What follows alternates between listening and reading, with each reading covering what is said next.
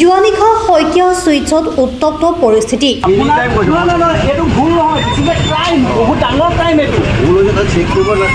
মিঠাৰ নামত কি পৰ্বী? শিৱসাগৰ নগৰত জুৱানিশা উত্তপ্ত পৰিস্থিতি।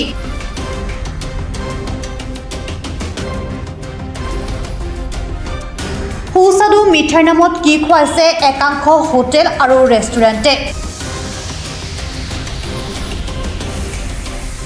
শিৱসাগৰ নগৰৰ মাজমজিয়াত থকা শইকীয়া চুইটছ নামৰ প্ৰতিষ্ঠানখনত যোৱা নিশা অস্বাস্থ্যকৰ খাদ্য বিক্ৰীৰ ঘটনা কেন্দ্ৰ কৰি সৃষ্টি হয় উত্তপ্ত পৰিস্থিতি। ঘটনা অনুসৰি এজন লোকে তেওঁৰ কণমানি জীয়ৰীক এটা পেষ্ট্ৰি কিনি দিছিল এই শইকীয়া চুইটছ নামৰ ব্যৱসায়িক প্ৰতিষ্ঠানৰ পৰা। কিন্তু এই মিঠাই পৰীক্ষা কৰি যুৱকজনে প্ৰতিষ্ঠানখনৰ গাফিলতি ধৰা পেলায়। ইয়াৰ পিছতে প্ৰতিষ্ঠানখনৰ স্বত্বাধিকাৰীগৰাকীয়ে নিজৰ ভুল স্বীকাৰ কৰাৰ লগতে কিশোৰীগৰাকীৰ চিকিৎসা কৰোৱাৰ প্ৰতিশ্ৰুতি দিয়ে। একচুৱেলি আমাৰ ভুলবশতঃ কেনেবাকৈ ভেনিলা পেষ্ট্ৰি থাকি গ'ল, মানে টেঙা হৈ গ'ল তাৰ ক্ৰীমটো। তেখেতসকলে কিনিছিলে, আমাৰ ল'ৰাই ধৰিব নোৱাৰিলে, সেইটো গৈ পেলাই তেখেতসকলে খালে। আমি তাৰ কাৰণে দুখিত আৰু যদি তেখেতৰ বাচ্ছাকেইটা কিবা চেকআপ কৰাব লাগে, কিবা কৰিব লাগে, মই তাৰ কাৰণে সম্পূৰ্ণ দায়ী হ'ম। উপায়তো নাই, আমিতো নাছিলোঁ। চেলমেনে বস্তুটো দি দিলে, তেওঁলোকে ধৰিব নোৱাৰিলে তাৰ ক্ৰীমটো টেঙা হৈ গ'ল বুলি। কিন্তু ক্ৰীমটো টেঙা হৈ গৈছে। ক্ৰীম যিটো আছে কেতিয়াবা কাৰেণ্টৰ বশতঃ বা টেকনিকেল দিনত টেঙা হৈ যায়। টেঙা হোৱাটো হয়, যদি বাচ্ছাটো খাওঁতে কিবা অসুবিধা হয়, মই এতিয়া কৈছোঁ যে মেডিকেললৈ লৈ যাওঁ, চেকআপ কৰাওঁ। যি হয় ভুলবশতঃ তেখেতে যাতে আমাক ক্ষমা কৰে। উল্লেখযোগ্য যে এই ব্যৱসায়িক প্ৰতিষ্ঠানখনৰ স্বত্বাধিকাৰীগৰাকীৰ আছে আৰু একাধিক বেকাৰী আৰু মিঠাই বিক্ৰী প্ৰতিষ্ঠান। শইকীয়া ফাষ্টফুড নামৰ ব্যৱসায়িক প্ৰতিষ্ঠানখন বিগত সময়ত অস্বাস্থ্যকৰ খাদ্য গ্ৰাহকসকলক খাবলৈ দিয়াৰ বাবে প্ৰশাসনে বন্ধ কৰাইছিল ফাষ্টফুডখন। এতিয়া যোৱা নিশা ঘটনাৰ পাছত প্ৰশাসন তথা খাদ্য সুৰক্ষা বিভাগে কি পদক্ষেপ গ্ৰহণ কৰিব পৰৱৰ্তী সময়তহে হ'ব লক্ষণীয়। ঘটনাটো মানে একচুৱেলি মই মোৰ মিছেছ আৰু মোৰ বাচ্ছাটোলৈ টাউনলৈ আহিছিলোঁ আজি দেওবাৰ বুলি অলপ বজাৰ কৰিবৰ কাৰণে। তাৰপাছত তাই পেষ্ট্ৰি খাই ভাল পায়, সেইকাৰণে আমি সকলোৱে শিৱসাগৰৰ ভাবোঁ যে শইকীয়া বেকাৰী তাতে চব উৎকৃষ্ট মানদণ্ড বস্তু পোৱা যায়। চ' সেইবাবে আমি ইয়ালৈ আহিলোঁ, পেষ্ট্ৰি এটা ল'লোঁ। পেষ্ট্ৰিটো লৈ মই ভাবি আছোঁ যে একো চোৱা মেলা নাই, মই ধুনীয়াকৈ তাইক পেষ্ট্ৰিটো খোৱালোঁ। অলমষ্ট এইটো 80% তাই খালে পেষ্ট্ৰিটো।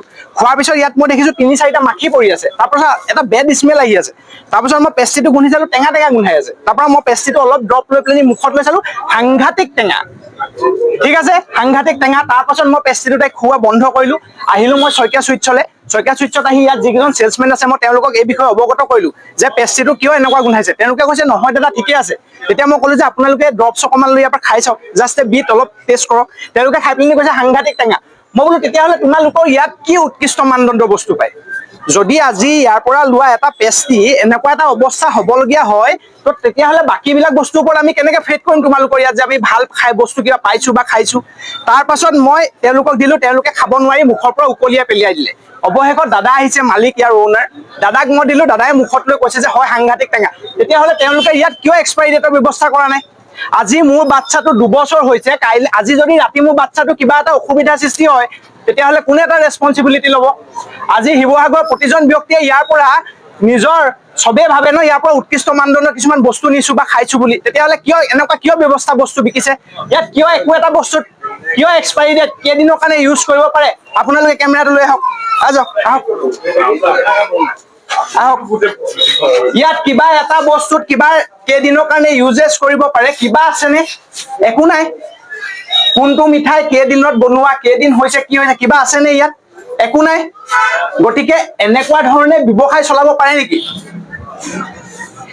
মই ফুড ইন্সপেক্টৰ অফিচত মই এইটোৱে ৰিকুৱেষ্ট কৰিম যে শিৱসাগৰৰ প্ৰতিখন দোকানত তেওঁলোকে আহক, আহি পেলাইনি তেওঁলোকে ইয়াত এটা ইনভেষ্টিগেশ্যন চলাওক যে তেওঁলোকে ফুড নামত মানুহক কি খুৱাই আছে। শিৱসাগৰৰ পৰা মুছাবিৰ আলীৰ ৰিপৰ্ট, প্ৰাত time digital. Mobile plus physiotherapy wellness and rehabilitation centre দক্ষিণ কামৰূপৰ ব্যৱসায়িক প্ৰাণকেন্দ্ৰ বিজয়নগৰৰ লগতে VIP চক আৰু গুৱাহাটী মালিগাঁও পাণ্ডৱনগৰত থকা তিনিওখন ক্লিনিক বৰ্তমান প্ৰায় 20 বছৰৰ অভিজ্ঞতা পুষ্ট তথা এতিয়ালৈকে প্ৰায় 40,000 ৰোগীক সুস্থ কৰি তোলা ডক্টৰ পল্লৱীনাথৰ তত্বাৱধানত চলি আছে। এই ফিজিঅ'থেৰাপি চেণ্টাৰ তিনিটাত বৰ্তমান অভিজ্ঞ ডক্টৰৰ দ্বাৰা যিকোনো জটিল ফিজিঅ'থেৰাপি চিকিৎসাৰ লগতে যিকোনো ৰোগীৰ ঘৰলৈ গৈ চিকিৎসা সেৱাৰ সুব্যৱস্থাও ৰাখিছে। আমাৰ ঠিকনা Movewell plus physiotherapy wellness and rehabilitation centre opposite Uparshali Bijoynagar SBI branch. আমাৰ VIP চকৰ ঠিকনাটো হ'ল VIP Chowk near VIP bus stop Borjhar Guwahati. আমাৰ মালিগাঁও ঠিকনাটো হ'ল চেলাছ 360 physiotherapy and rehabilitation centre Maligaon Pandavnagar Guwahati 12। আমাৰ যোগাযোগ নম্বৰ হৈছে 8011744696।